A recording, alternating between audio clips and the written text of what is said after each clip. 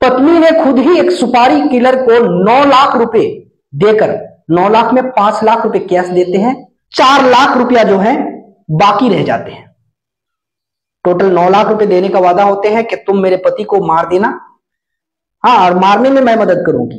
रात को तुम चोर बनकर मेरे घर में आओगे और बाहरी दरवाजा मैं खोलकर रखूंगी, बाहर के जो ग्रिल है, जो लोहे से बने हुए दरवाजा है, उसको मैं खोल दूंगी, खोल कर रखूंगी, और भीतर वाला जो दरवाजा, रूम में जो दरवाजा है, उसको तुम तोड़कर अंदर घुस जाना, क्योंकि भीतर वाला दरवाजा जो है वो कमजोर है, उसको तोड़कर अंदर घुस जाना। ये पत्नी साजिश करती है, किसके साथ? अपने ही प्रेमी के साथ। पश्चिम बंगाल के उत्तर दिनाजपुर इस्लामपुर थाना, इस्लामपुर शहर के नेताजी पल्ली कॉलोनी में रहने वाले अभिजीत तालुकदार नाम से, उम्र तकरीबन 38 साल, एक व्यवसायी था।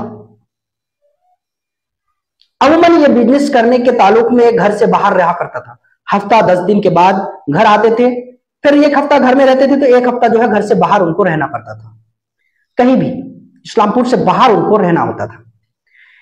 उसके बाद तकरीबन 9 अक्टूबर 2023 को वो रात को घर आते हैं, और रात को घर आने के बाद खा पी करके रात को सो जाते हैं, और सुबह तकरीबन 4 बजे के करीब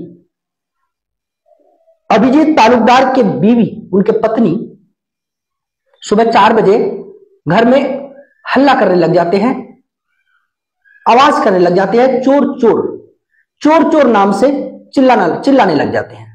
आसपास के लोग सुनते हैं कि आखिर कौन चोर, सुबह होने वाला है, सुबह के टाइम में कौन चोर है, कौन आ रहे हैं, तो कौन सा चोर आ गया है।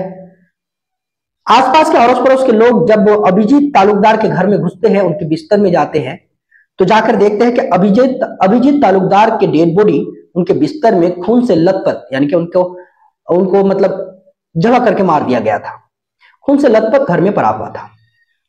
और उसी के पास वाले कमरे में उनके अभिजीत तालुकदार के अम्मी, तकरीबन 65 साल उम्र बताया जा रहा है, उनके मां, वृद्ध मां भी खून से लथपथ पड़ी हुई है।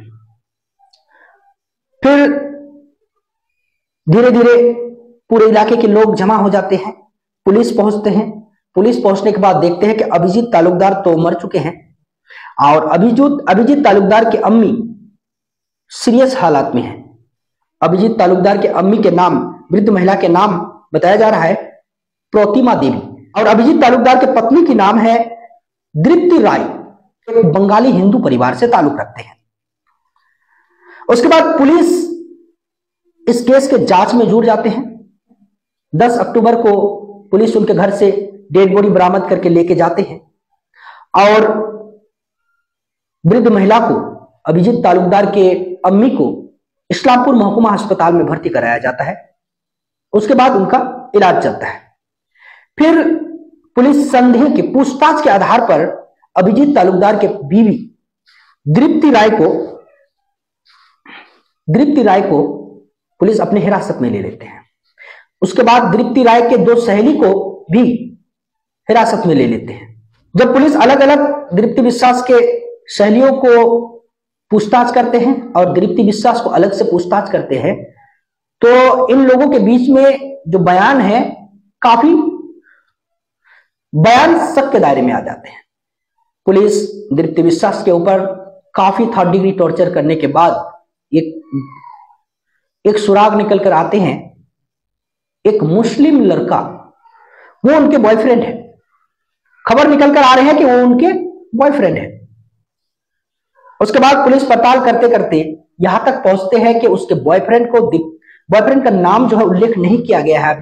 आखिर ये भी जो है जांच की विषय है। फिर दीप्ति राय को पुलिस हिरासत में लेकर उनको इस्लामपुर कोर्ट में पेश करते हैं। पेश में करने के बाद फिर उनको तकरीबन 10 दिन के लिए रिमांड में लेते हैं, और रिमांड में लेने के बाद जो जांच निकल कर आते हैं, कहीं ना कहीं पुलिस ये सिद्ध करते हैं कि यही लोग जो है अभिजीत तालुकदार के हत्या के पीछे उनकी ही अपनी पत्नी है। आप सोच सकते हैं कि दीप्ति विश्वास एक अभिजीत तालुकदार की पत्नी है, और अभिजीत तालुकदार एक व्यवसायी है, बिजनेसमैन है। वो अपने पैसा अपने अकाउंट के साथ साथ अपने पत्नी के अकाउंट में भी पैसे जो है रखा करता था। सिर्फ अकाउंट में ही नहीं, कैश में भी घर में जो पैसा रखता था। एक बिजनेसमैन है, बड़े बिजनेसमैन, दूर दूर तक उनका बिजनेस चलता है, तो 5, 10 लाख, 15 लाख, 20 लाख रुपए रहना इन लोगों के घर में आम बात हो जाती है। कोई भी एक किसान, एक छोटे मोटे व्यापारी के घर में ये पैसा रहता है।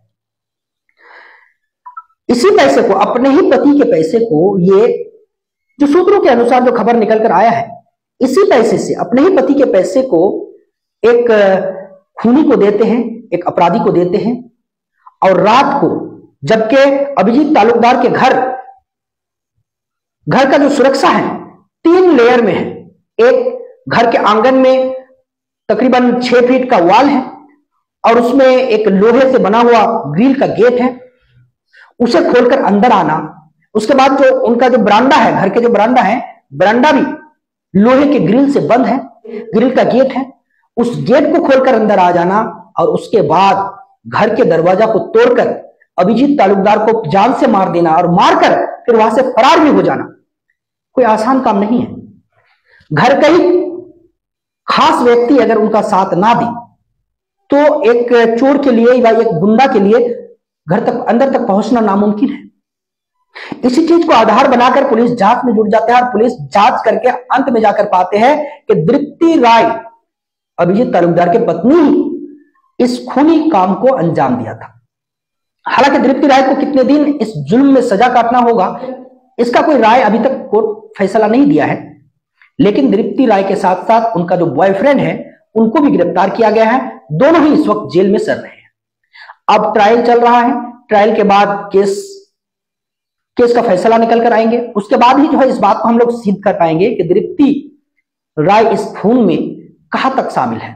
लेकिन वहां के लोग, स्थानीय लोग और अनऑफिशियल दीप्ति राय जिस बात को एक्सेप्ट भी किया है, इन तमाम बातों को मिलाकर एक ही यही पता चलता है कि अपने पति को दीप्ति राय ने खुद ही खून करवाया है।